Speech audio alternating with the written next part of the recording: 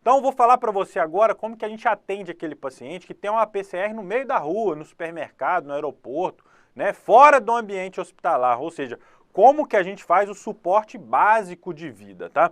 O que mais cai em prova sobre suporte básico de vida é a sequência de atendimentos, que é essa que eu coloquei aqui na tela para você.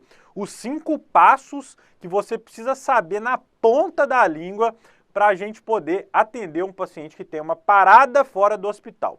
Quais são esses 5 passos? Vou passar por cada um deles, você vai ver que tem uma sequência lógica, não é simplesmente algo inventado, né? Então vamos para o primeiro passo. Qual que é o primeiro passo? Verificar a segurança do local, ver se existe condição para você atender um paciente. Vamos pensar na prática agora, né? Vamos pensar na prática. Imagina você atendendo lá um paciente vítima de PCR, uma provável vítima de PCR, numa via em que está passando o carro em alta velocidade, quase encostando em você. Você está apropriado ali para atender essa PCR? É claro que não. Imagina que o paciente teve uma PCR porque ele tomou uma descarga elétrica e a rede elétrica está rompida naquele local. Você vai atender esse paciente? Não tem como, você vai se expor ali a um risco muito grande.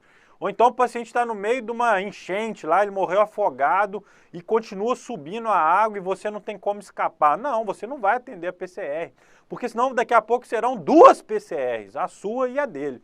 Então, para primeiro passo, né, porque a gente verifica, a primeira coisa é checar a segurança do local, ver se o local é seguro para começar o atendimento. Como é que isso aparece em prova? Geralmente os autores vão te dar alguma dica. Vão falar, ó, a rede elétrica está rompida, ou então tem uma enchente, ou tem automóvel em alta velocidade, vai te dar alguma dica.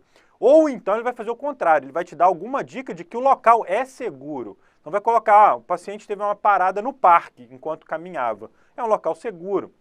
Ou teve uma parada na fila do banco. É um local seguro, a menos que estivesse tendo um assalto ali no banco na hora, né? Mas caso contrário, é um local seguro. Na cantina do hospital, é um local seguro. Então ele vai te dar alguma dica no enunciado de que aquele local é seguro, tá? Então, às vezes, quando eles falam assim de atendimento de PCR, suporte básico de vida, ele pode simplesmente ignorar esse primeiro passo se ele já tiver colocado no enunciado que o local é seguro, se você já tiver ali mecanismos de entender que aquele local é seguro. Então, o primeiro passo de atendimento é ver se o local é seguro. Se não for seguro, você nem começa o seu trabalho não, tá bom? Segundo passo é checar se o paciente responde ou não.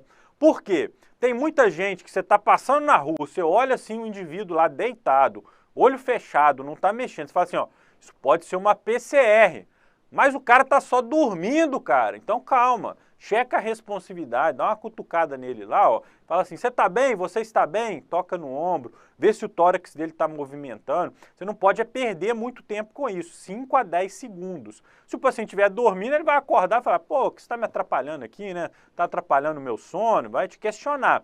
Caso contrário, não. Você já vai ver que ele não responde. Então, nesse momento, a gente ainda não sabe se ele está parado. A gente só sabe que ele é irresponsivo. Mas paciente irresponsivo, independentemente de estar em PCR ou não, é um paciente grave, concorda? Um paciente que não responde, ou seja, um paciente que tem as funções neurológicas já deprimidas, ele não está respondendo. Então, de qualquer forma, nesse passo aqui, a gente já separa 2 pacientes. Aquele que está respondendo não está tão grave, aquele que não está respondendo está muito grave, tá bom? Então, checar a responsividade é o segundo passo. Por quê? Se o paciente não responde e ele é grave, né, a gente depreendeu aí que é um paciente grave, a gente não vai conseguir atender sozinho. Então, a gente precisa chamar ajuda. A gente não consegue atender ninguém grave desse jeito sozinho.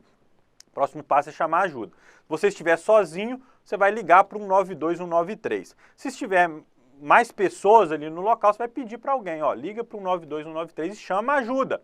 E outra coisa importante nesse passo, pergunta, existe um DEA, existe um desfibrilador automático neste local? Tem aeroporto, que tem clínica veterinária, clínica odontológica, que tem DEA. Então você pergunta, existe algum DEA nesse local, algumas escolas, né?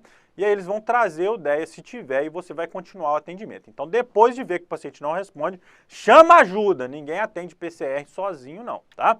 O quarto passo, né, agora, depois de chamar ajuda, é que a gente vai começar realmente um atendimento mais técnico da PCR.